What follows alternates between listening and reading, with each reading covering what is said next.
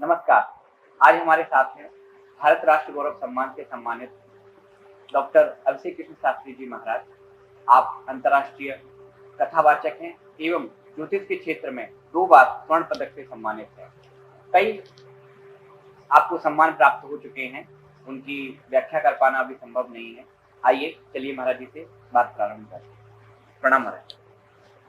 महाराज जी, जैसा कि अभी आपके परिचय में मैंने बताया कि आप ज्योतिष के क्षेत्र में 2 बार स्वर्ण पदक से सम्मानित है। जी। ज्योतिष का महत्व बहुत होता है हमारे जीवन में, ऐसा मैंने महसूस किया है।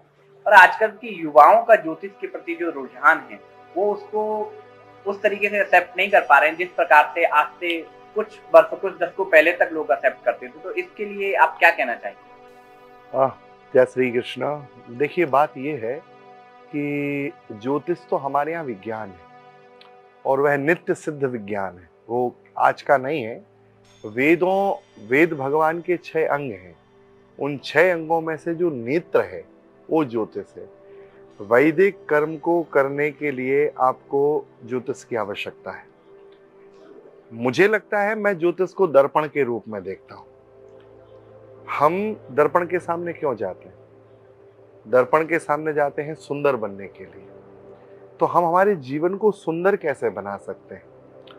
तो ज्योतिष हमारे लिए दर्पण का काम करता है, मिरर का काम करता है कि हम हमारे जीवन के उस अभाव को कैसे अभाव शून्य करके प्रभावशाली बना सकें। तो उसके लिए हमको लगता है ज्योतिष सहयोगी है। अच्छा, ज्योतिष की सिद्धि को लेके यदि हम बात करें तो देखिए, ये बात तो नित्य सिद्ध है। नासा को तो आज के बच्चे मानते हैं। नासा के ऊपर जो शोध हो रहा है, जो वहां पे साइंटिस्ट निरंतर खगोलीय चिंतन कर रहे हैं, खगोलीय घटनाओं का चिंतन कर रहे हैं, तो उन सब विषयों को तो हमारे आज के बच्चे मानते हैं, यूथ मानता है। आप विचार करिए, नासा में बैठा हुआ जो खगोल शास्त्री है, जो दिन रात खगोलीय घटनाओं का चिंतन अध्ययन कर रहा है, जब वो साइंटिस्ट 8 दिन, 15 दिन, 20 दिन पहले मैक्सिमम जब वो ये उद्घोष करता है कि अगले 20 दिन बाद कोई अंतरिक्ष में कोई खगोलीय घटना घटेगी, तो वो जिस घटना का उल्लेख 20 दिन पहले कर पाता है, वर्ष भर चिंतन करने के बाद, ज्योतिष के माध्यम से हम वर्ष प्रारंभ में बोलते हैं कि 23 तारीख को चंद्र ग्रहण लगेगा, भारत में इतने बज के इतने मिनट पर स्पर्श होगा, इतने बज के इतने मिनट तक मध्यकाल होगा, इतने बज के इतने मिनट पर मुक्त काल होगा, ग्रहण का मोक्ष होगा। और आप विश्वास करिए, वही नासा उसी ग्रहण के फोटो छापता है और जो टाइमिंग हम लोग देते हैं, ठीक वही टाइमिंग से वो ग्रहण लगता है। तो ये जो मैथमेटिकल ज्ञान है, ज्योतिष गणित भी है और ज्योतिष विज्ञान भी है। तो ज्योतिष तो नित्य सिद्ध है। अब बात करते हैं मानवीय जीवन पे उसके प्रभाव की। तो देखिए, हमारा शरीर पंच तत्व से मिलकर बना है। चित जल पावक गगन समीरा, पंच रचित अति अधम शरीरा।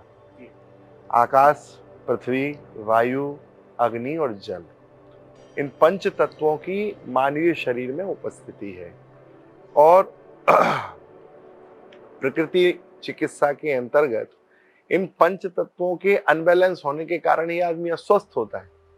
तो ज्योतिष में जो ग्रह और नक्षत्र हैं, वो इन पंच तत्वों को कमांड देते हैं। उनका संबंध भी 5 तत्वों से है। उनका स्वभाव, किसी ग्रह का स्वभाव जलीय स्वभाव है, किसी ग्रह का स्वभाव अग्नि स्वभाव है, किसी का वायुगत स्वभाव है। हमारे यहाँ ग्रहाधीनम जगत सर्वम, सारा जगत ग्रहों के अधीन है।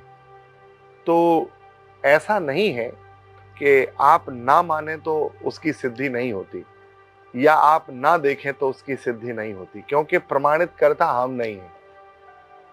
सपोज करिए, किसी गांव के व्यक्ति ने अमेरिका नहीं देखा है और वो कहे कि मैं अमेरिका को नहीं मानता हूं क्योंकि मैंने देखा नहीं है। तो केवल इस बात पे कि उसने अमेरिका नहीं देखा है, हम अमेरिका की प्रमाणिकता को प्रश्न चिन्ह नहीं खड़ा कर सकते, क्योंकि ये अभाव उधर है, अमेरिका में नहीं। दूसरी बात ये है, आज की जो जनरेशन है उसका जो एक एजुकेशन सिस्टम बना हुआ है, देखो जो वो पढ़ रहे हैं, आपको लगता है कि व्यवहारिक जगत में उन्हें कहीं काम आता होगा? ये तो कह पाना संभव नहीं है, क्योंकि बहुत से सब्जेक्ट ऐसे हैं जो उस विषय को ज्ञान नहीं दे पाते हैं जैसा जीवन में चल रहा है। देखो बात ये है, मैं कुछ दिनों से ना स्टूडेंट्स पे एक थ्योरी देख रहा हूं। आत्मविश्वास का इतना अभाव हो गया है। पिछले वर्ष कोटा में हजारों छात्रों ने आत्महत्याएं की। बहुत बड़ी न्यूज़ थी। बड़ी न्यूज थी। आप विचार करिए, हमारे यहाँ आत्मविश्वास कितना कमजोर हो गया है। आज का जो छात्र है, आज का जो विद्यार्थी है, आत्मबल शून्य है। कारण क्या है?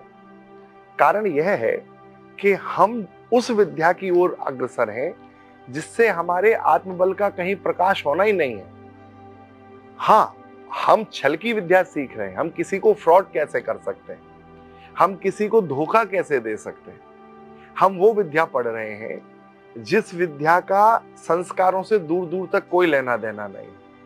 संस्कार संपन्न समाज बिना वैदिक शिक्षा के हो ही नहीं सकता है।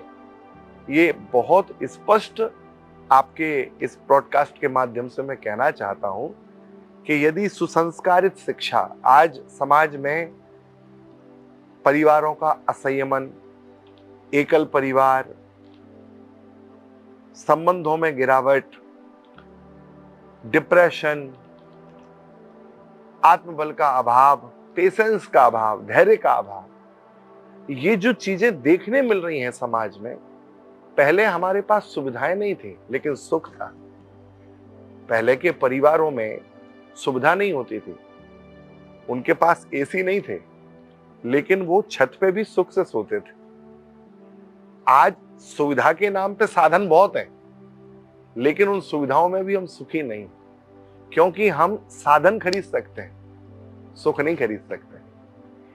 सुख तो मनोविज्ञान से ही प्राप्त होगा, और वो मनोबल जो है ना, वो वैदिक शिक्षा से प्राप्त होगा। और जब आप वैदिक शिक्षा पढ़ेंगे तो आपको वेद के अंग पढ़ने पड़ेंगे, आपको व्याकरण पढ़ना पड़ेगा, आपको न्याय पढ़ना पड़ेगा, आपको छंद आदि उपनिषदों में जाना पड़ेगा, आपको ज्योतिष पढ़ना पड़ेगा, साहित्य पढ़ना पड़ेगा।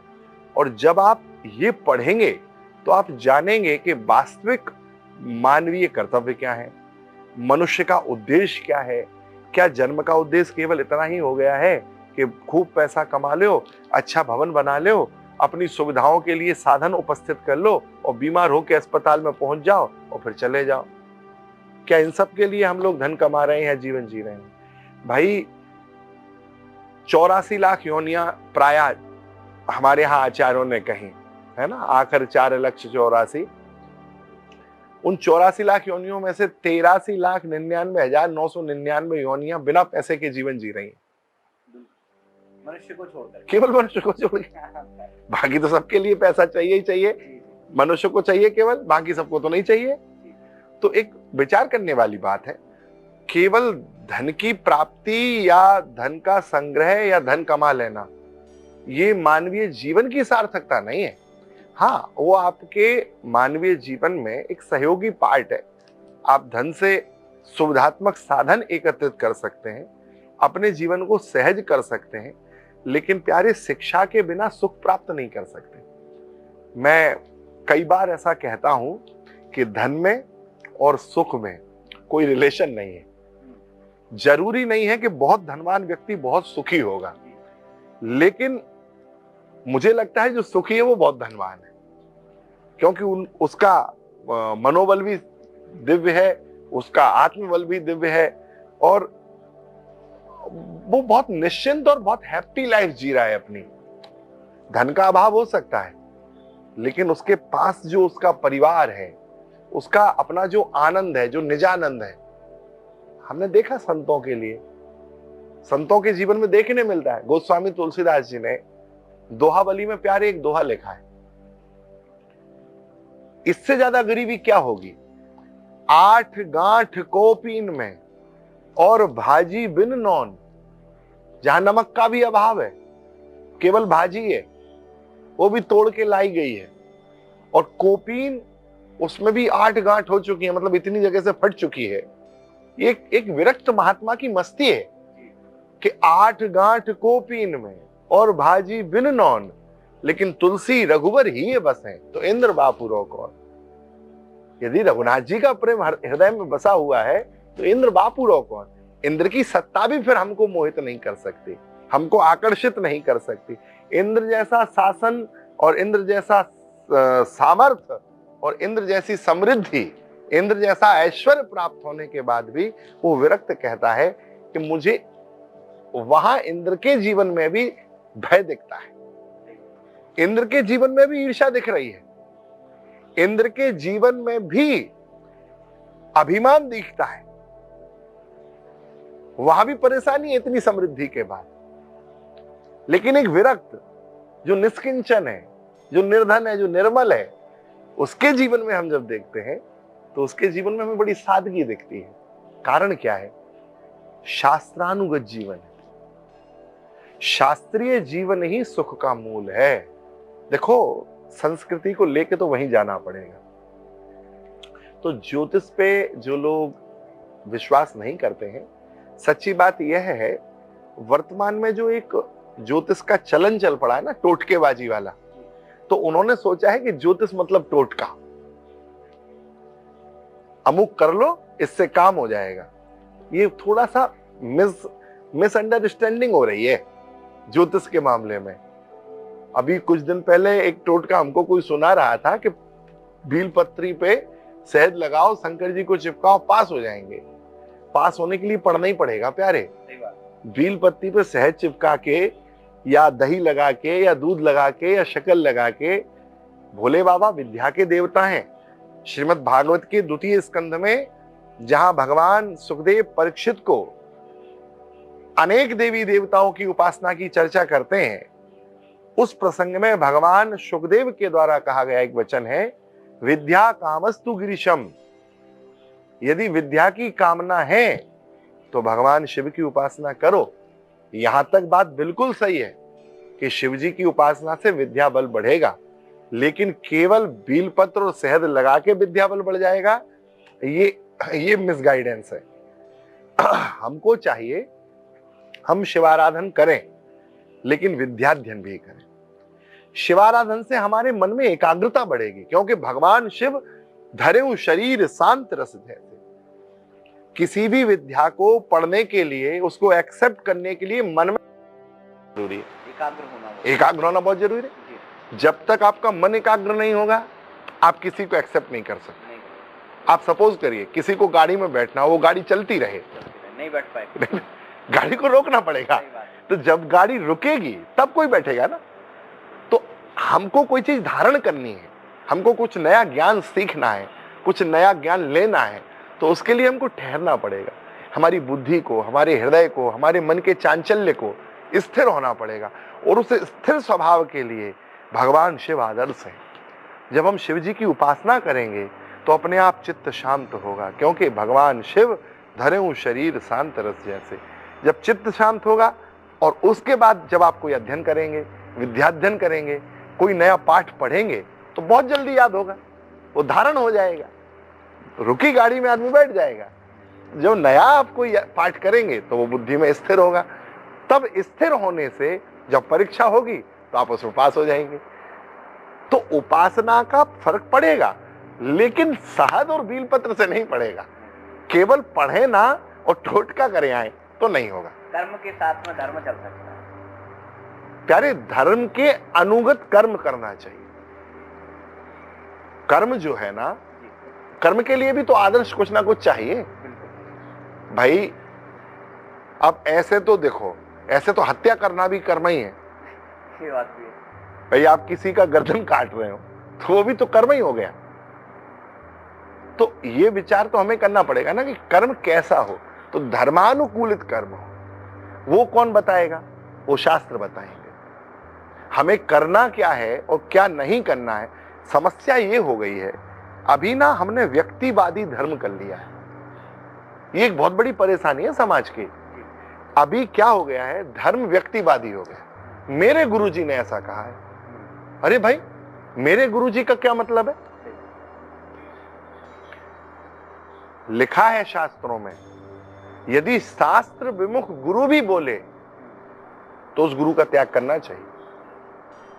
महाराज बलि के यहां भगवान वामन खड़े थे और गुरु शुक्राचार्य ने कहा कि ये याचक हैं, तुम्हारा सर्वस्व ले लेंगे, दान मत दो।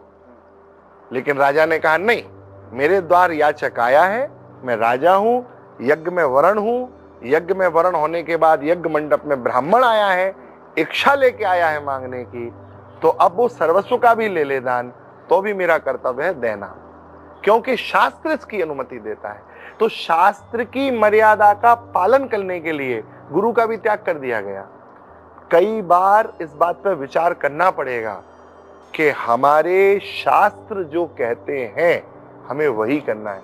यह बात आज से 5000 वर्ष पहले गीता के अंदर कुरुक्षेत्र के मैदान में गीता गायक गोविंद ने अर्जुन से कही। यह प्रश्न उठा था कुरुक्षेत्र में कि क्या करना चाहिए, क्या नहीं करना चाहिए। कहीं किम कर्तव्य विमूढ़ स्थिति यदि हो जाए तो हम किसको माने। तो श्री कृष्ण ने कहा था कि तस्मात् शास्त्रम प्रमाणम ते कार्याकार्य व्यवस्थित हो। कार्य को संपन्न और व्यवस्थित करने के लिए, सही मार्गदर्शन में करने के लिए, सही दिशा में करने के लिए शास्त्र प्रमाण, कोई व्यक्ति प्रमाण नहीं। व्यक्ति के अंदर लोभ हो सकता है, व्यक्ति के अंदर स्वार्थ हो सकता है, मनुष्य है, मनुष्य के अपने कुछ स्वाभाविक दोष हैं, तो मनुष्य में ही दोष उत्पन्न होते हैं, लेकिन शास्त्र आपको सही मार्गदर्शन करेगा, वो बदलेगा नहीं। अभी हालिया विवाद हुआ था जो राधा रानी के ऊपर, जिसका एक बड़े प्रसिद्ध भागवताचार्य अब प्यारे देखो ऐसा है, उनके विषय में भी यही शास्त्र वाली प्रमाण की बातें आई, सब लोगों ने बड़ा विरोध किया। समझ का बड़ा फेर है। अभी क्या होता है, विरोध होते होते वक्तव्य का विरोध ना होके व्यक्ति का विरोध होना चालू होता है। मुझे लगता है ये परंपरा हटनी चाहिए, वक्तव्य का विरोध होना चाहिए। ठीक है, उनके द्वारा उन्होंने बोला, उन्होंने कुछ पढ़ा होगा कहीं से। कई बार मुझे ऐसा लगता है शास्त्रों में भी जो गांभीर्य है, जब तक आप गुरुजनों के चरणों में बैठ के विधिवत नहीं समझेंगे ना, तब तक आपको समझ में नहीं आएगा। क्योंकि हमारे यहाँ शास्त्रों को बड़े गोपनीय ढंग से लिखा गया है। अब एक चर्चा है, बीज शास्त्री होते हैं ना, जो बीजक तय करते हैं। पहले पुराने लोग खजाना छुपाते थे तो बीजक लिख देते थे, छोटा भाई बड़े को मारे अतुल संपत्ति पावे। बुंदेलखंड में एक मंदिर में ही बीजक लिखा हुआ था, छोटा भाई बड़े को मारे अतुल संपत्ति पावे। कितने लोगों ने जाके वहां अपने बड़े भाई की हत्या कर दी, अच्छा इसलिए कि खजाना मिलेगा। तब एक कोई बीज शास्त्री आया, उसने वहां मंदिर को देखा बहुत निकटता से, तो वहां 2 हाथी बने थे, एक बड़ा था एक छोटा था। तो उसने कहा ये छोटा हाथी बड़े हाथी की तरफ लाओ और इनको टकराओ। तो जब वो छोटे हाथी को बड़े हाथी की तरफ लेके आए तो वो दरवाजा खुल गया। तो पुराने जमाने में बीजक होते थे। तो श्रीमद् भागवत या पुराण या वेद या श्रुति भगवती, ये सब बीज रूप में है। इनके रहस्य का उद्घाटन कोई सदपात्र गुरु कर सकता है। अभी क्या हो गया है ना, मनोमुखी धर्म है। जो लोग उपदेश कर रहे हैं, सच्ची बात यह है कि उनकी गुरु परंपरा क्या है। दुर्भाग्य इस बात का है कि जो सुन रहे हैं वो भी उनसे ये प्रश्न नहीं करते हैं कि आपकी गुरु परंपरा क्या है।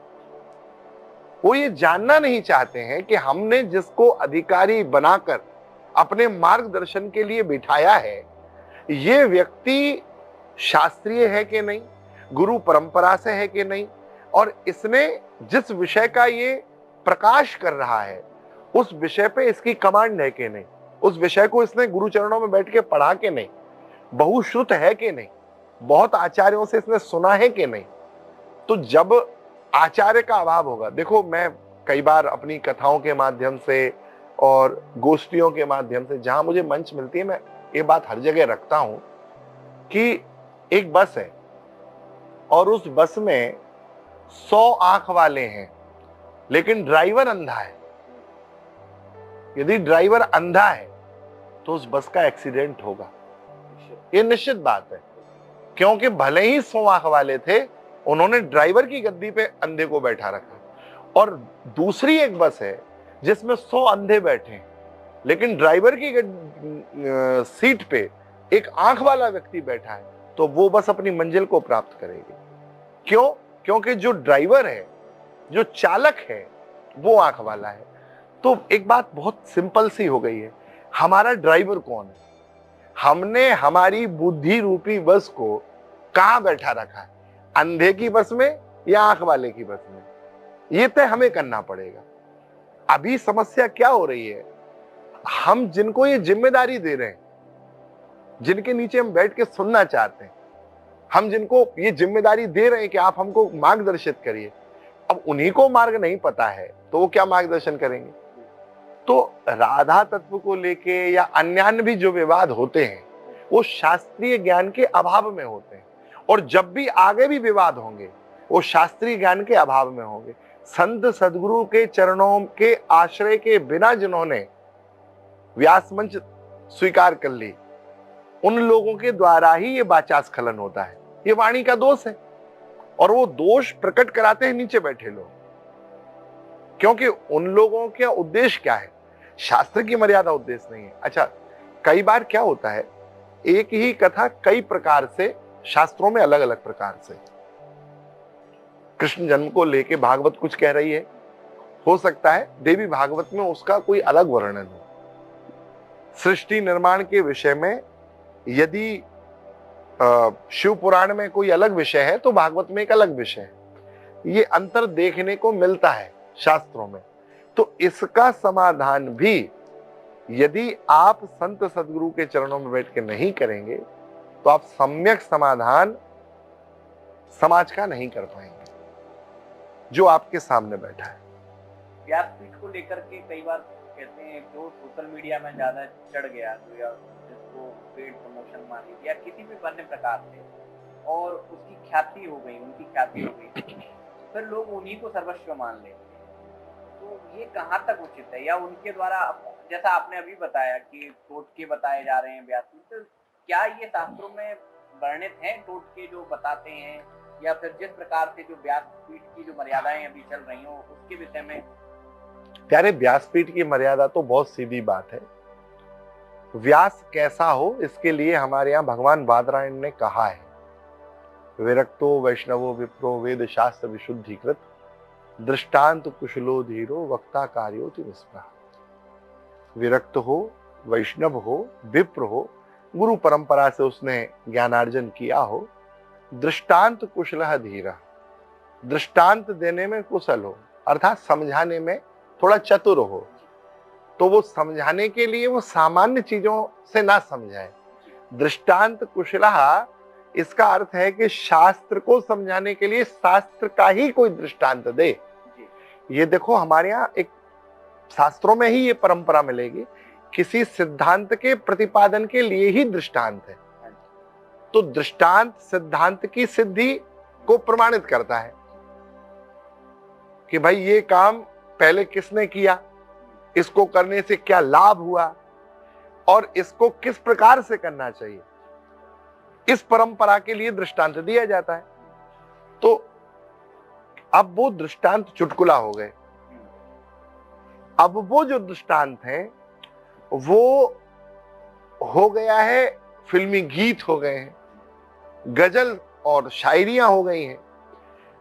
तो ये जो दृष्टांत कुशलो धीरो का जो अर्थ निकाला गया, ये थोड़ा मामला गड़बड़ कर गया। व्यासपीठ सर्वोच्च पीठ है इस भारत वर्ष के धर्म जगत की, और व्यासपीठ से कहा गया एक एक वाक्य वह भगवद रूप ही होता है, क्योंकि व्यास नारायण है, व्यासो वै विष्णु, भाई व्यासाय विष्णु रूपाय, तो व्यास विष्णु रूप है, और उस व्यास के द्वारा जो शब्द ब्रह्म कहा जा रहा है वो भी ब्रह्म रूप ही है, ब्रह्म का उद्बोधन है। जीवन में लोगों के प्रकाश के लिए व्यासपीठ का आश्रय है। तो मुझे लगता है उस व्यासपीठ पे ये जो अनाधिकारी लोग बैठ के चेष्टाएं कर रहे हैं, अनाधिकार चेष्टा, इससे व्यासपीठ की हानि तो हुई है, लेकिन सबसे बड़ी जिम्मेदारी श्रोताओं की थी। जब आप मार्केट में खराब प्रोडक्ट ही पसंद करेंगे तो जो अच्छा प्रोडक्ट बनाने वाली कंपनियां हैं वो भी अपने प्रोडक्ट में गिरावट ले आएंगे। मुझे एक चरित्र बहुत स्मरण आता है, भगवान श्री करपात्री जी का। वो महापुरुष थे, भारतवर्ष की सनातन परंपरा के गौरव थे पूज्य श्री करपात्री जी महाराज। तो उनके जीवन का एक दृष्टांत मैंने सुना है संतों से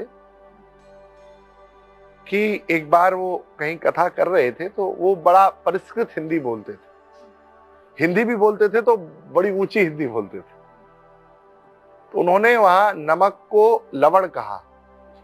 तो लवण जब उन्होंने उपयोग किया तो यजमान ने शाम को उनसे निवेदन किया होगा कि महाराज जी, सुनने वाले लोग ग्रामीण अंचल से हैं और लवण इतना साहित्यिक नहीं समझ पाएंगे, आप नमक ही बोल देते तो चल जाता। तो उन्होंने एक बात कही कि आप सुनने का स्तर बढ़ाओ, सुनाने का स्तर घटाने का प्रयास मत करो। समस्या ये है कि हम सुधार व्यासपीठ पे करना चाहते हैं, अपने आप में नहीं करना चाहते। हम ही यदि चुटकुला सुनना पसंद करेंगे तो व्यास चुटकुला सुनाएगा। यदि आप लोग ही श्रीमद् भागवत को घर में अध्ययन करने लगो ना तो वक्ता अपने आप वैसा ही स्वीकार करेंगे, क्योंकि आपको पता चलेगा कि भागवत में है क्या। अभी समस्या ये है कि हमने भागवत तो पढ़े, कितने लोग तो ऐसे हैं जो श्रीमद् भागवत और भगवत गीता का ही अंतर नहीं जानते कि भगवत गीता क्या है और भागवत क्या है। बहुत से लोग तुम्हारे जी ऐसे भी होंगे जो सनातनी भी कहते होंगे अपने आप, पर उनको दोनों का ही नहीं पता होगा। हाँ, तो स्वाभाविक बात है। आजकल की नई जनरेशन तो इनमें अंतर भी नहीं जानती, मतलब नाम भी वो भगवत गीता को ही भागवत मानते हैं, जबकि श्रीमद् भगवत गीता उपनिषद है, महाभारत का एक अंश है। महाभारत के 3 अंश हैं जो वैष्णव जगत के लिए परोपकारी हैं, एक भक्त के लिए, एक साधक के लिए और एक ज्ञानी के लिए। 3 रत्न महाभारत से प्रकट हुए हैं। आप पूरी महाभारत पढ़ते हैं, अच्छी बात है, नहीं पढ़ पाते हैं तो ये 3 रत्न हैं महाभारत के, श्रीमद् भगवत गीता, श्री विष्णु सहस्त्रनाम और विदुर नीति। ज्ञान का सामुच्य, आचरण कैसा हो, विवेक आपका कैसे जागृत हो, आप किस परिस्थिति में क्या करें, विदुर नीति में उल्लेख है। विष्णु सहस्त्रनाम एक भगवदीय समर्पित भक्त के लिए है और श्रीमद् भगवत गीता तो कर्म, ज्ञान और भक्ति का ऐसा संग्रह है। आप विचार करिए, 700 श्लोकों के इस ग्रंथ पे 1000 से ज्यादा टीकाएं हो चुकी, मतलब जितने श्लोक नहीं है उससे ज्यादा टीकाएं हो चुकी हैं। पूरे विश्व में अनुवाद हो चुका है, पूरे विश्व की हर भाषा में, और विश्व के प्रत्येक दार्शनिक ने गीता को छुआ है अपने दर्शन में। तो ये भारत का गौरव है। भारत गंगा, गीता और गाय का गौरव ले सकता है, ये भारत के लिए। महाराज जी, जैसा बताया व्यासपीठ के विषय में, आजकल ऐड देखने को मिल जाते हैं कि 3 महीने में कथावाचक बने, 3 महीने में राम कथा सीखे, भागवत सीखे। इन सबको देख करके बड़ा लगता है, आप कह रहे हैं कि शास्त्रीय परंपरा से आए, गुरु परंपरा से आए, और इधर ये इस तरीके से चल रहा है। प्यारे 6 महीना या 3 महीना में कैसे भागवत पढ़ी जा सकती है? वही तो आश्चर्य है ना, इतना बड़ा। जब एक श्लोक के लिए ही हम महर्षि महापुरुषों ने इतना चिंतन करके रखा। श्री बंसीधर जी ने अपना एक ग्रंथ लिखा है, श्रीमद् भागवत के मंगलाचरण के 100 प्रकार की टीकाएं, 100 प्रकार का अर्थ, गुरु परक, राम परक, कृष्ण परक, वृंदावन परक, गोवर्धन परक, यमुना परक, क्या नहीं किया उन्होंने। इतने बृहद साहित्य को समझने के लिए अभी तो मैंने देखता हूं छोटे छोटे बच्चे कथा कर रहे और लिखते हैं बाल व्यास। आपको पता संस्कृत में बाल शब्द का अर्थ क्या होता है? जो संस्कृत पढ़े होंगे ना उनको पता चलेगा, संस्कृत में बाल शब्द का अर्थ होता है मूर्ख। अच्छा अच्छा, उनको पता ही नहीं है ये चीज का। संस्कृत में बाल शब्द का अर्थ होता है कम बुद्धि वाला। और लिख ही रहे बाल व्यास, तो वो तो बेचारे, वो उनका कोई दोस्त थोड़ी है, वो तो खुल के कह रहे हैं कि हम आपने कम। कहा ना कि लवण और नमक वाला अंतर है, और लोग पढ़ने वाले उन्हें बाल बने बच्चा बच्चा व्यास, तो वही चीज। जब महाराज जी एक चीज और है जो व्यासपीठ के लिए आपने बताया कि जिनको हम मान के बैठे, आपने कहा कि अंतर नहीं समझ पा रहे हैं हम ही लोग, तो उसके लिए कैसे चिंतन बढ़ाया जाए, लोगों को ये समझने के लिए कैसे वो सही का चुनाव कर पाए, सही गुरु का चुनाव कर पाए, या फिर मुझे लगता है यदि हमें ये सामर्थ्य होता कि हम गुरु का चुनाव करते तो फिर हम ही गुरु हैं। ये बात भी थी। आप पात्र बनिए, गुरु आपको चुन लेगा। शेरनी का दूध सोने के पात्र में ठहरता है, इसके अलावा कहीं नहीं ठहरता, न तांबे में, न पीतल में, न स्टील में, न चांदी में। फट जाएगा, पात्र फाड़ देगा, सोने के पात्र में ठहर जाएगा। पात्र की महिमा होती है। हम पात्र बनना नहीं चाहते, हम गुरु को, हमारे जीवन में गुरु एक पात्र है। हम अपने अनुसार उस अपनी अपेक्षाओं पे गुरु को खरा उतारते हैं। हम गुरु की अपेक्षाओं पे खरे नहीं उतरना चाहते। पात्र बनो। पात्र कैसे बनेंगे?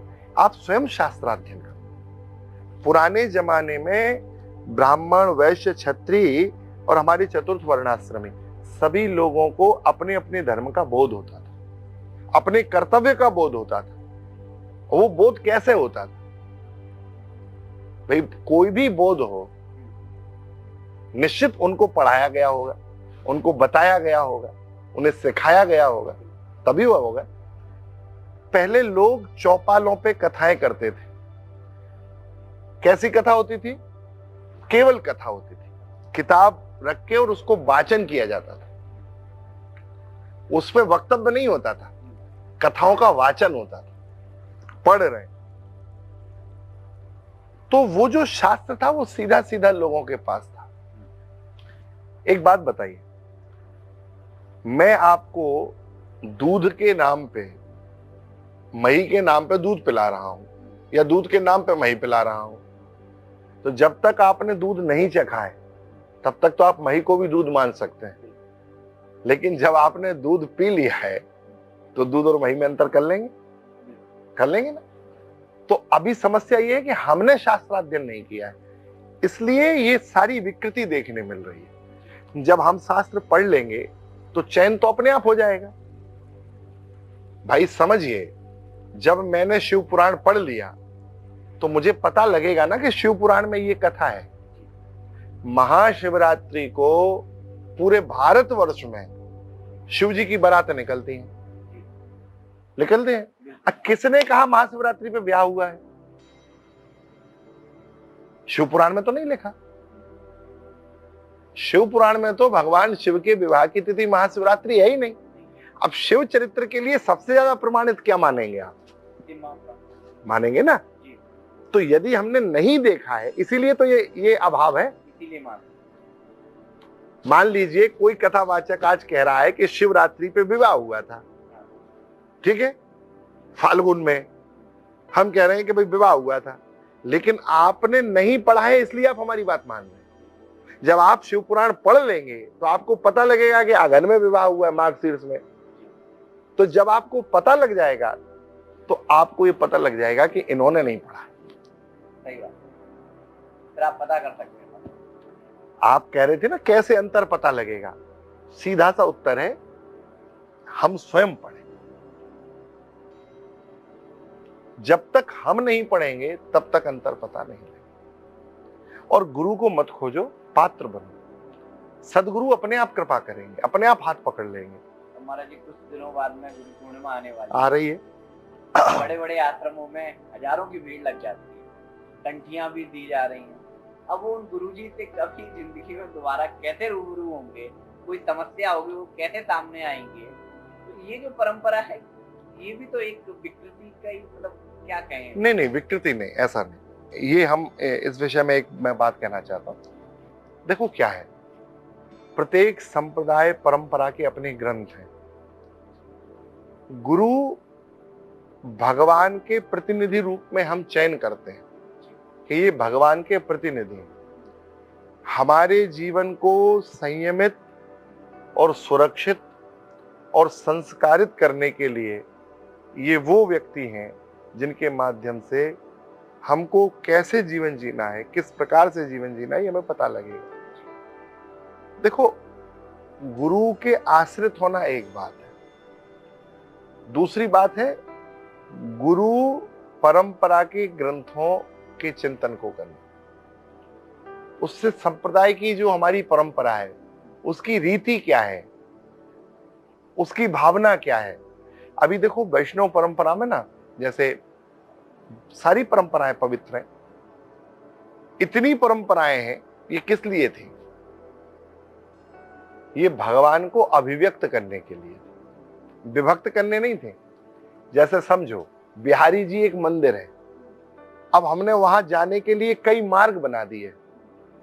एक अटल्ला से जाएगा, एक विद्यापीठ से जाएगा, एक यहां से जाएगा, एक फोगला आश्रम वाला जाएगा, एक अपना युगल घाट वाला जाएगा, है ना, एक वीआईपी गेट भी है, वीआईपी से भी, राधा वल्लभ से भी आ जाएगा। कई मार्ग हो गए। तो ये सारे मार्ग क्यों बने हैं? अन्य मार्ग को विलग करने के लिए, उनको कम करने के लिए? नहीं, ये सारे मार्ग बने हैं आने जाने वालों की सुविधा की दृष्टि से, सुगम बनाने के लिए। भाई आप इस तरफ हो, आप यहीं से चले जाओ, आप उस तरफ हो, आप वहां से चले जाओ। तो जो जिस परंपरा में दीक्षित है, वो उस परंपरा को ही फॉलो अच्छे से कर ले, तो भगवान अभिव्यक्त है, भगवान मिल जाएंगे। तो परंपरा कोई भी दूषित नहीं है, सारी वैष्णव परंपराएं श्रेष्ठ है, सब ही है सिद्ध। अब बात केवल इतनी है कि हमको हमारी परंपरा का ज्ञान होना चाहिए। गुरु तत्व तो नित्य प्राप्त है। जब आप गुरु मंत्र जपते हैं, क्योंकि गुरु एक शरीर नहीं है, ठीक है ना, शरीर होता तो गुरु जाने के बाद फिर गुरु मंत्र का क्या? जैसे भगवान कहीं नहीं जाते, ऐसे गुरु कहीं नहीं जाते। और हमारे यहां भक्तमाल में ऐसे चरित्र हैं जहां शिष्यों ने मरने के बाद गुरु का शरीर पूरा हो गया और वो लौट के आए हैं और उन्होंने देखा कि गुरु जी का तो शरीर पूरा हो चुका। तो बोले नहीं नहीं, गुरु जी ने मुझसे कहा था कि वो मुझे दर्शन देंगे। तो उनको अनुभूत हुआ है। कितने वर्षों बाद नाभाजी ने प्रियादास जी से कहा कि ठीक, आप विस्तार भक्तमाल की सुनाइए। तो ऐसा नहीं है, कबीरदास जी ने आके प्रत्यक्ष दर्शन दिया। तो हमारे यहाँ ये जो आचार्य हैं, ये भगवत रूपी हैं और इसको भागवत प्रमाणित भी करता है। आचार्य माम बिजानियात नावमन्येत करहचित। आचार्य में और मुझ में कोई भेद मत मानो, आचार्य मेरा ही रूप है। तो गुरु कोई शरीर नहीं है, गुरु एक चेतना है, एक विचार है, एक ऊर्जा है, एक प्रकाश है जो आपके जीवन के लिए प्रकाशित करेगा, आलोकित करेगा, आपके अंधकार से आपकी दुर्वृत्तियों को समाप्त करेगा और एक ऐसा मार्ग प्रशस्त करेगा जिस मार्ग पे चल के आपको भगवान मिलेंगे, ठाकुर जी की प्राप्ति होगी। गुरु तो हाथ पकड़ के भगवान तक पहुंचाने वाला है। हमारे गोवर्धन के पंडित जी कहते थे कि भगवान को मत साधो, गुरु को साध लो, भगवान अपने आप मिल जाएंगे। हाँ, गुरु गोविंद दो खड़े के लाखों बलिहारी गुरु आपकी गोविंद जी होता है। तो गुरु की तो महिमा है ही हमारी। लेकिन इसमें एक बात है, इसी दोहे की बात कर लेते हैं, आपने अच्छी बात कह दी। इसमें एक बात है, बात यह है कि उसी गुरु की बलिहारी है जो गोविंद को बता रहा है जी। जो गुरु स्वयं को भगवान बता रहा है वो बलिहारी योग्य नहीं है, ये समझ लो। आप ऐसे समझो इसके अर्थ को कि गुरु गोविंद दो खड़े, गुरु भी खड़े हैं और गोविंद भी खड़े हैं। और एक सेवक शिष्य वो कह रहा है मैं तो साधना और आपके बताए मार्ग से आ गया, यहां तो आप दोनों खड़े हैं, लेकिन अब मैं प्रणाम किसको करूं? क्योंकि आपने साधन पथ बताया है और ये मेरे साधना के फल हैं। तो मैं फल को प्रणाम करूं या पथ बताने वाले को प्रणाम करूं, मंजिल को प्रणाम करूं या मंजिल तक लाने वाले को प्रणाम करूं? तो गुरुजी ने कहा कि भैया हो, सबकी गति वही है, हमारी भी तुम्हारी भी। इसलिए उधर ही प्रणाम करो ठाकुर जी को। बलहारी प्रभु गुरु आपकी गोविंद दियो बताए, हमें प्रणाम मत करो। किसको प्रणाम करो? गोविंद। मुझे ना स्वामी जी के ग्रंथों में एक बात बहुत अच्छी लगी। उन्होंने एक बड़ा अच्छा उदाहरण दिया। उन्होंने कहा, ब्याह कराने वाला पंडित जिस रात ब्याह कराता है उस पूरी रात उस ब्याह के दिन का वो साक्षी होता है, लेकिन उसके बाद फिर पूरे जीवन नहीं आता है। कहीं आता है क्या? नहीं। ये कहने के लाओ भाई हमारा कुछ दो, हमने तुम्हारा ब्याह कराया था। आता है? नहीं, कभी नहीं आता। गुरु का काम भी वही है, जीवात्मा और परमात्मा का ब्याह करा देना, बस। उसके बाद तुम जानो तुम जानो। यदि अभाव आता है तो मार्गदर्शन की आवश्यकता है। गुरु तो ब्रह्म संबंध कराता है, गुरु सीधा भगवान को गोद में दे देता है। श्री वल्लभ सुतबल भजन के कलयुग में द्वापुर कियो। हमारे यहाँ वैष्णव परंपरा में पवित्र पुष्टि परंपरा, उसके लिए श्री नाभाजी ने भक्तमाल में लिखा है पूज्य आचार्य चरण श्री गोसाई जी के लिए कि वल्लभ सुतबल भजन के कलयुग में द्वापुर कियो। उन्होंने अपने भजन के बल से अपनी उस परम पवित्र परंपरा के द्वारा कलयुग में द्वापुर कियो। इस कलिकाल में द्वापुर युग प्रकट कर दिया। घर घर नंद नंदन की सेवा पधरा दी, घर घर ठाकुर जी प्रकट हो गए, घर घर ठाकुर जी के जन्मोत्सव का सुख मिल रहा है, श्रृंगार का सुख मिल रहा है, भगवान की आवनी के पद हो रहे हैं, भगवान ब्रज में आ रहे हैं, भगवान की उस मंगल झांकी का दर्शन हो रहा है, कभी श्री ठाकुर जी के भोग के लिए मनोहार हो रही है। आप विचार तो करिए क्या सुख का अभाव रहा है। ब्रज गोपी जो सुख लेती थी संपूर्ण दिन की दिनचर्या का श्री कृष्ण की, आज पवित्र परंपरा पुष्टि की जो है और उसकी जो अष्टयाम की सेवा है उसमें और क्या रहा। जो कांता भाव से गोपी सेवा कर रही है वो सुख ले रही है ठाकुर जी के श्रृंगार का। जो वात्सल्य भाव से यशोदा भाव से ठाकुर जी को सेवित कर रहे हैं वो वात्सल्य का सुख ले रही है। हंस हंस दूध पी वो लाल। तो ये जो सुख है जो सख्य भाव से है ठाकुर जी के, वो ठाकुर जी की आवनी की लीला में या आज दधि मीठो मदन गोपाल आदि पदों में वो सुख ले रहा है। तो हमारे यहाँ आचार्यों ने भगवान की अनुभूति के लिए मार्गों को प्रकट किया है। तो मैं ये कहता हूं कि भीड़ लगना, भीड़ का तो कोई धर्म ही नहीं होता है, लेकिन यदि श्रद्धालु आते हैं और किसी गुरु के आश्रित होते हैं, अच्छी बात है, गुरु का आश्रय लेना चाहिए जीवन में, लेकिन गुरु परंपरा के माध्यम से वो एक बोध भी हो कि हमको करना क्या है। केवल करके चले जाने से मतलब, हाँ, कैसे होगा। स्कूल में एडमिशन लेना एक बात होती है और पढ़ाई करना दूसरी बात होती है। एडमिशन लेने से ज्ञान नहीं होता है, दीक्षा लेना तो एडमिशन ले लेना है, उसके बाद वर्ष भर रोज पढ़ने जाना पड़ता है। हम लोग गलती करते हैं, हम पढ़ने नहीं जाते हैं, गुरु का संग नहीं करते हैं। एडमिशन डे वाले दिन एडमिशन लेते हैं। तो एडमिशन लेने से पास नहीं होंगे। एडमिशन तो लेना जरूरी है क्योंकि पढ़ाई करनी है, लेकिन पढ़ाई करना भी जरूरी है। आज अभी आपने जिस पुष्टि मार्ग के विषय में बताया, हाँ, एक महाराज मूवी आई है नेटफ्लिक्स पे और उसमें उसी पुष्टि मार्ग, बॉलीवुड का धर्म पूर्ण रूप से अराजक तत्वों से भरा हुआ है। दूर दूर तक उनका उसी मूवी के प्रारंभ में लिखा है रियल स्टोरी, फिर उसी मूवी में लिखा है कि इस पूरी घटना का सत्य ना, ये सत्य घटना है, ये काल्पनिक है और इसका किसी भी संप्रदाय, किसी भी व्यक्ति और किसी के भी निजी जीवन से कोई संबंध नहीं है। ये दो प्रकार की बात है, वही कह रहा है। आप विचार करिए। और देखिए, धर्म को कलंकित करने के लिए बॉलीवुड ने तो बहुत काम किया। OMG बनाई, PK बनाई और उससे पहले भी महाराज जी कई मूवियों में जो संतों के किरदार को या तो हाथी का पात्र बनाया या फिर उनको विलन का पात्र। बिल्कुल। अब बात ये है ना, देखो समस्या ये है, उन मूवियों को देख कौन रहा है? हम ही सनातन में देख। श्रीमद् भागवत के 6वें स्कंद में एक चरित्र है अजामिल का। उस अजामिल ने एक गलत चलचित्र देखा, एक वैश्या नाच रही थी। एक सदाचारी ब्राह्मण जो यज्ञ करता था, जंगल से समिधा लाता था, वैदज्ञ था, संध्या करता था, अपने परिवार के साथ प्रसन्न था।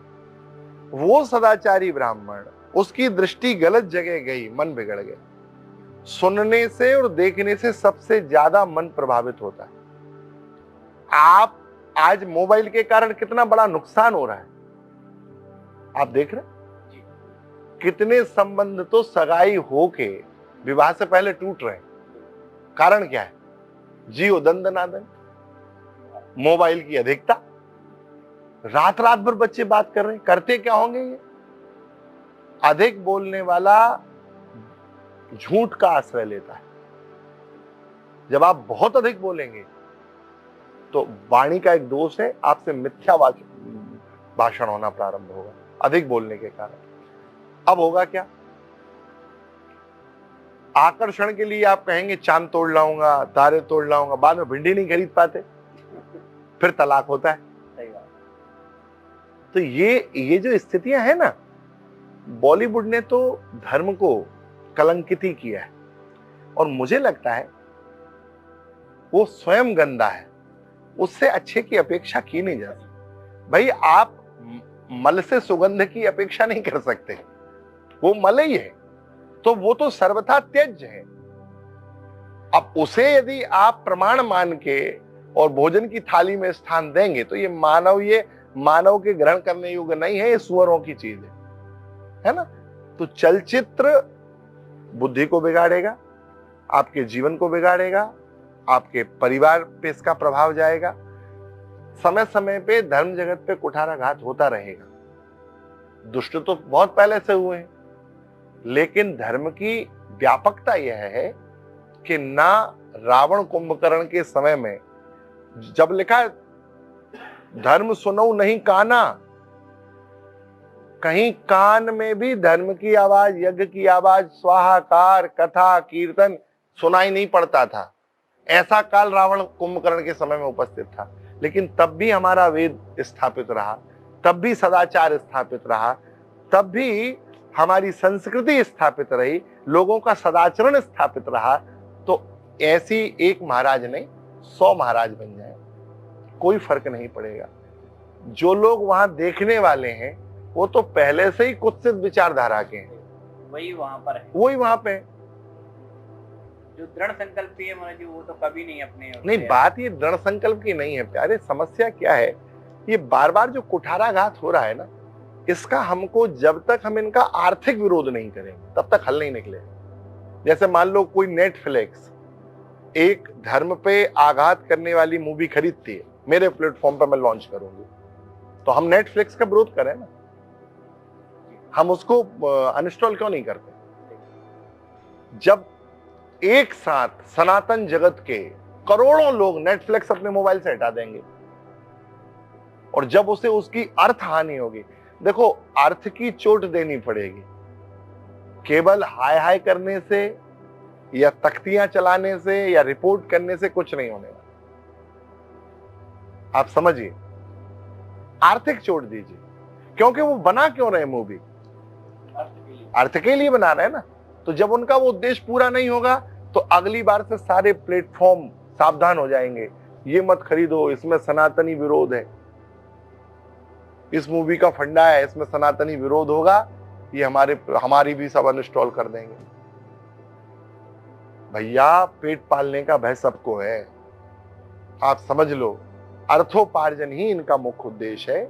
जब उनके मुख्य उद्देश्य पे चोट होगी तो ये लोग सुधर जाएंगे। इसके अलावा आप कोई भी तरीका नहीं है इनको सुधारने का। महाराज जी, एक चीज देखने को मिल रही है आजकल के समाज में, और इससे शायद हर घर पीड़ित। एकता कपूर की सीरियल का असर समझ लीजिए या कुछ भी समझ लीजिए, कलयुग का असर समझ लीजिए। जो घर की गृहिणी है उसका संबंधों को जोड़ के रखने का काम होना चाहिए था, संबंध विच्छेद का कारण बनती जा रही है। इसके विषय में महाराज जी क्या शास्त्र आदेश करते हैं? देखो, बहुत ज्यादा हस्तक्षेप माता पिता का लड़की के जीवन में होना नहीं चाहिए, दुखदाई होता है। विवाह के बाद ना, जब हम बच्चे को चलना सिखाते हैं तो कुछ दिन उंगली पकड़ते हैं। अब जीवन भर उंगली पकड़े रहेंगे तो कैसे चलेगा?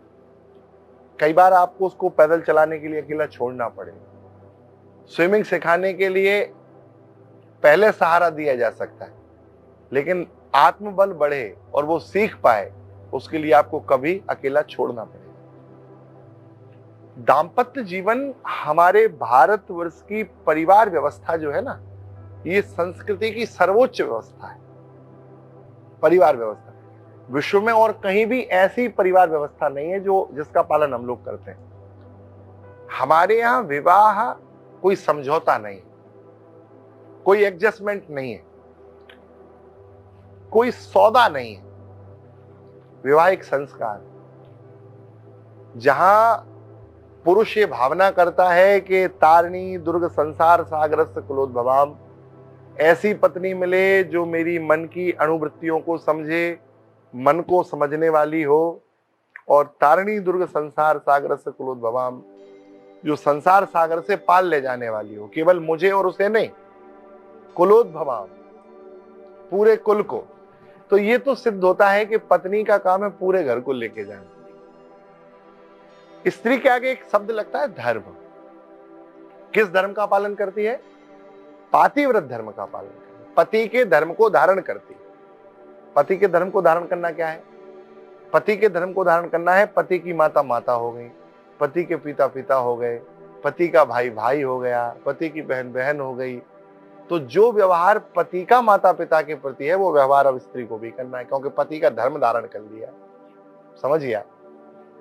तो अभी समस्या यह है, एक तो बड़े लोग अपने आग्रह से मुक्त नहीं हो पा रहे। जैसे बालक को नया व्यवसाय खुलवाया, तो उसे चाबी दे के छूट जाओ ना। हमने अपनी गद्दी तो उसे दे दी, लेकिन उस गद्दी के आग्रह से मुक्त नहीं हो पा रहे। चलाने दीजिए, जब वो आपसे कुछ सलाह ले तब सलाह दो, लेकिन केवल चाबी देने के बाद अधिकार पूरा अपना ही रखेंगे तो विवाद होगा। ये एक सीधी सी बात है। दूसरी बात, जो स्त्रियां हैं या बेटियां हैं, मुझे लगता है ये जो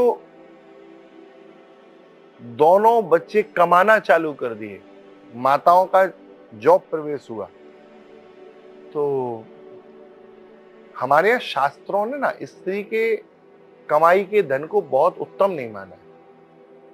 लिखा है कि जो पुरुष स्त्री के द्वारा कमाए हुए धन से भरण पोषण करता है, उसे प्रायश्चित करना चाहिए। घर का पालन पोषण करने की जिम्मेवारी पुरुष की है। पुरुष के रूप स्वरूप को वैसा स्थापित किया है। जब स्त्री घर से बाहर जाती है तो शील संपन्ना नहीं रह पाती, और शील संपन्न ना होने से बहुमुखी पुरुषों के वो संपर्क में आएगी। कई बार आप बहुत पवित्र हैं, अच्छे हैं, लेकिन दूसरे की विचारधारा का प्रभाव आप पे होगा और मन में विकृति आने की संभावनाएं होती हैं। दूसरे का बहुत अधिक दर्शन करने से स्त्री का चांचल्य स्वभाव है। स्त्री स्वभाव से चंचल होती है, वो जमाने की कोई भी स्त्री हो, वो उसमें प्राकृतिक है कि स्त्रियों में चंचलता होती है। चांचल्य वृत्ति होने के कारण वो जो उसका शील संपन्न रह पाना है वो कठिन होता है। बाकी हमारे यहाँ शास्त्रों ने माताओं को कहा है कि माताएं संस्कार का निर्माण करें, वह परिवार के संस्कारों का पोषण करने में महती भूमिका निभाने वाली है। इसलिए लिखा है सुशीलो मातृपुण्य, संतान में माता के पुण्य से शीलता आती है, शालीनता आती है, व्यवहार आता है, बोलचाल आता है, समाज में व्यवहारिक निपुणता और समाज में स्वाभाविक निपुणता ये माता की कृपा से मिलती है। सुशीलो मातृपुण्य। तो यत्र नार्यः पूज्यन्ते रमन्ते तत्र देवता की भावना भी यही है कि जहां नारी का घर में प्रतिनिधित्व होगा तो वो माता, वो नारी घर को सुसंस्कारित कर देगी। अभी जो एकल जीवन आ रहा है, अब एकल जीवन की तो बहुत दुर्गति है। आप विचार करने वाली बात है। पहले जब हम परिवारों में रहते थे, आप विश्वास करिए 20-22 लोगों का परिवार होता था। घर की माताएं संघर्ष करती थी, सुबह से रसोई में जाती थी, सबको प्रसादी पवाती थी। अभी ये हालत है कि नौकरी के लिए 2 लोग एक फ्लैट में रह रहे हैं। जब परिवार में हम लोग साथ रहते हैं तो देखने में आपको मिलेगा, मान लीजिए एक पति पत्नी का झगड़ा हो गया, स्वाभाविक बात है झगड़ा होगा तो दोनों का मुंह जो है वो या तो गुस्से में होगा या फिर उदास होगा। कोई एक गुस्सा होगा, कोई एक उदास होगा। जब 22 आदमियों का परिवार होगा तो आप परिवार के लोगों से संपर्क में आएंगे, परिवार के लोग संपर्क में आएंगे तो कोई पूछेगा क्या बात है। तो 22 में से 1, 2, 3 ऐसे लोग होंगे जिनसे आप खुले हुए होंगे, वहां आप सब बता देंगे। और जैसे ही आप बता देंगे तो आपका मन हल्का हो जाएगा।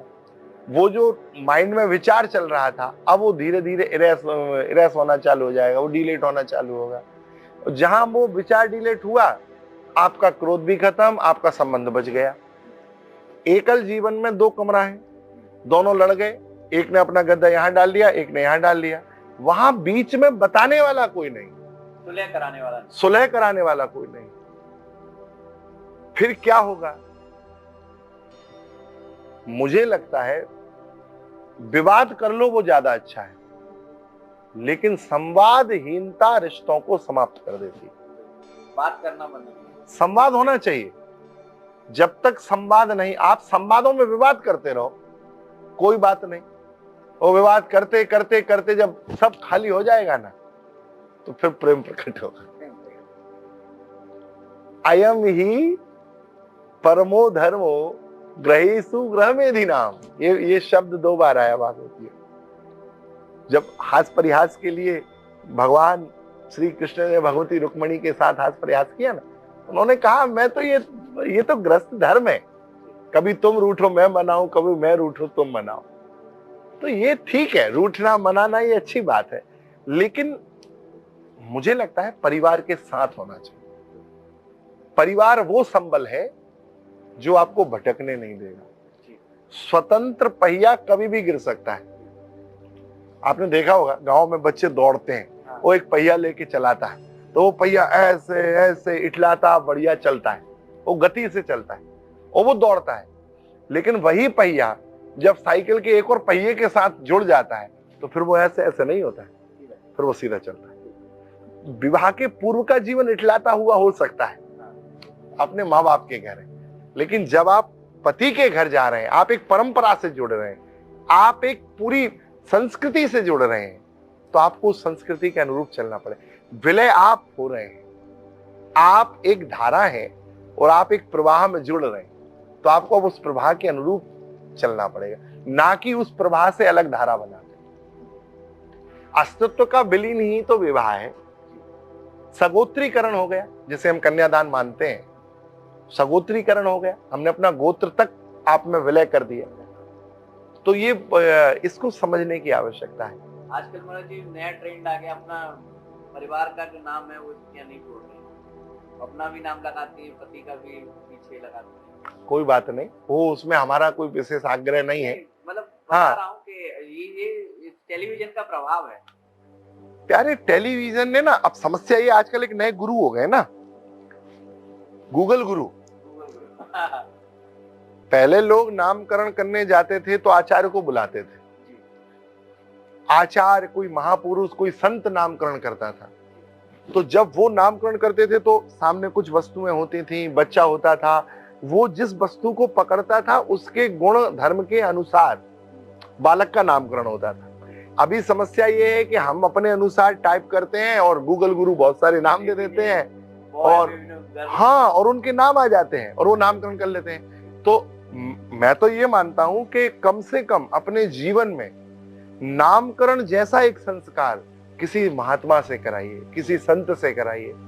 वो जो नाम देंगे ना, फिर पूरे जीवन नाम ही काम कर देगा। नाम का असर बहुत बड़ा। अरे यथा नामो तथा गुणः, जैसे नाम होंगे वैसे गुण होंगे, और नाम और गुण वो फिर नाम को उत्कृष्टता, वो फिर काम को उत्कृष्टता देते हैं। हमारे यहाँ पहले बोलते थे यार अपने नाम की तो रख ले, हाँ है, तेरा नाम राम है, तू रावण जैसे काम कर रहा है। ये बात तो है। पुराने लोग बोलते थे यार नाम की तो रख ले यार, अपने नाम की बचा। तो ये जो पुराने लोगों का जो एक ट्रेंड था, पहले हमारे यहाँ शास्त्रीय नाम होते थे, नामकरण की एक परंपरा है, उसमें लिखा है ऐसा नाम होना चाहिए जो कम से कम 3 पीढ़ियों का स्मरण कराए। तो पुराने राजाओं के आपने नाम ही चेंज नहीं देखे होंगे, है ना? प्रथम हाँ हाँ हाँ, क्या तो 2-3 पीढ़ियों का स्मरण होता था। हाँ, छोटे नाम नहीं होने चाहिए, कम से कम 4 अक्षर का नाम होना चाहिए। अभी तो ऐसे नाम होते हैं प्यारे जिनका अर्थ ही नहीं होता। नाम अर्थप्रद होने चाहिए, नाम का कोई मीनिंग तो हो। अब टीटू, कोई नाम नहीं, चिंटू, पिंटू, क्या नाम है ये? कई बार तो ऐसा लगता है कि कुत्ता का नाम है या बच्चे का नाम है, समझ में नहीं आता है कि आप अपने पालतू कुत्ते का नाम ले रहे हैं या बच्चे का नाम ले रहे हैं। तो ये समाज में विकृति तो आई है, और इसका ये सीधी सीधी विकृति आई है ये हमारे चलचित्र के माध्यम से। ये जो भागवत में महाराज जी एक चीज जैसे बताते हैं, अब मुझे तो पता नहीं है, पर ऐसी जनरल बात हम बोलते हैं, उसमें कहते हैं कि कलयुग में पाखंड बढ़ेगा, पाखंड का बोलबाला होगा, अनाचार बढ़ेंगे, धर्म भी होगा पर अनाचार की प्रवृत्ति बढ़ेगी। और तो पाखंड जो शब्द इस्तेमाल किया गया है, तो वो क्या आजकल जो हम देख रहे हैं अपनी कथाओं के या धर्म के, पापस्य खंडः पाखंडः, पाप का ही एक खंड है। दूसरे को ठगने की भावना से, दूसरे को छलने की भावना से जो कृत्य किया जाता है, जिसका उद्देश्य बनावटीपन है। मतलब पाखंड का अर्थ धर्म से रिलेटेड नहीं है। मतलब आपने बताया पाप का खंड, मतलब कि पाप की जो अन्य भाग है तो वो पाखंड है। मेरा पूरी बहुत से लोग जोड़ देते हैं कि नहीं धर्म में कुछ गलत कर रहे हैं तो उसको पाखंड बोल दिया, तो वो उससे कोई मतलब नहीं। किसी को छलने की भावना से, मान लीजिए रावण आया जगत जननी का हरण करने के लिए साधु का वेश बना के, वो पाखंड था। वो है नहीं वैसा, लेकिन दिखना चाहता। मैं साधु नहीं हूं लेकिन दिख रहा हूं, तो जो बना हुआ है वो तो बिगड़ जाएगा। तो भागवत में महाराज जी इसी की अधिकता बताई गई है, तो क्या नहीं, ऐसा नहीं है। अयम तु युग धर्मो ही वर्तते कश्य दूषणम, ये बात आई है कि ये युग धर्म है, इसमें किसी का कोई दोष नहीं है, ऐसा कहा है। लेकिन ये बात मुर्दे के लिए, आप समझिए, जल का प्रभाव है। अब जल जिस ओर बह रहा है, मुर्दा उस ओर बहेगा, लेकिन जो जीवित है वो क्या करेगा? वो धारा काटेगा, काट के पार होगा। तो ये उन लोगों के लिए है जो मृत धर्मा है कि अयम तु युग धर्मो ही, कर्मशील पुरुष, धर्मशील पुरुष जो धर्म को धारण किए है, जो पुरुषार्थी है, जो धार्मिक है, जो सदाचारी है, वो तो महाराज इसकी धारा को काटेगा। और मुझे लगता है यदि भक्ति मार्ग में कलयुग को देखो ना, तो कलयुग बहुत कृपालु है। भक्ति मार्ग में कलयुग को इतना अच्छा बताया है, क्योंकि अन्य धर्मों में जो परमात्मा बहुत बहुत साधन से नहीं मिलता था, वो कलिकाल में बड़ा सहज हो गया। हाँ, कलिकाल कितना दिव्य है। और युगन में कमल नयन कलयुग बड़ी कृपा करी, नाभादास जी ने भक्तमाल में लिखा है। और युगों से बढ़ के ये कलयुग है। यत् फलम नास्ति तत्साम न योगेन समाधिना तत्फलम लभेते सम्यक् कलौ केशव कीर्तनात्। केवल नेत्रों से आंसू बह रहे हैं, हाथ उद्दात हैं, और मन में केवल प्रभु प्राप्ति की भावना से कोई गा रहा है, तो भगवान मिल जाएंगे। इतना सरल। कहां किसी युग में लाखों लाखों कोई बर्फ की सिल्ली पे बैठ रहा है, कोई अग्नि जला रहा है, कोई पानी में तप रहा है, कोई मेघांबर तप कर रहा है, तब भगवान नहीं मिल रहे। और यहां केवल तत्काल मन में भाव आया नहीं कि भगवान मिल गए, तो कलिकाल तो बहुत दिव्य है। दृष्टिकोण की बात है प्यारे, हम देख क्या रहे हैं। काला चश्मा लगा के सफेद दीवार को देखोगे, काली दिखेगी, और वही सफेद दीवार लाल चश्मा लगा के देखोगे तो सब लाल दिखेगी। तो हमारा दृष्टिकोण कलयुग को लेके क्या है? हम उसके इस पार्ट को देख रहे हैं कि इसमें भगवत प्राप्ति सरल है, जल्दी मिल जाएंगे, तो इसलिए भगवान की ओर बढ़ो। बहुत बहुत धन्यवाद, आपने इतना समय दिया। बहुत सारी चर्चाएं आपके साथ में हुई, कई ऐसे तथ्य जानने को मिले जो इससे पहले हमें जानकारी नहीं थी, और बहुत ही हमें भी लगता है कि हमारे दर्शकों को भी इसका लाभ होगा। और धर्म के विषय में जो आपका दृष्टिकोण है वो बहुत स्पष्ट है, शास्त्र सम्मत आपने सारी बातें बताई। और मैं खुद भी और जो मेरे दर्शक देख रहे हैं उनसे भी निवेदन करूंगा कि वो इन बातों को गहराई से समझ करके अपने जीवन में धारण करें, तो इसका कुछ उन्हें लाभ प्राप्त होगा। आपका बहुत बहुत धन्यवाद। जय श्री कृष्ण। जय श्री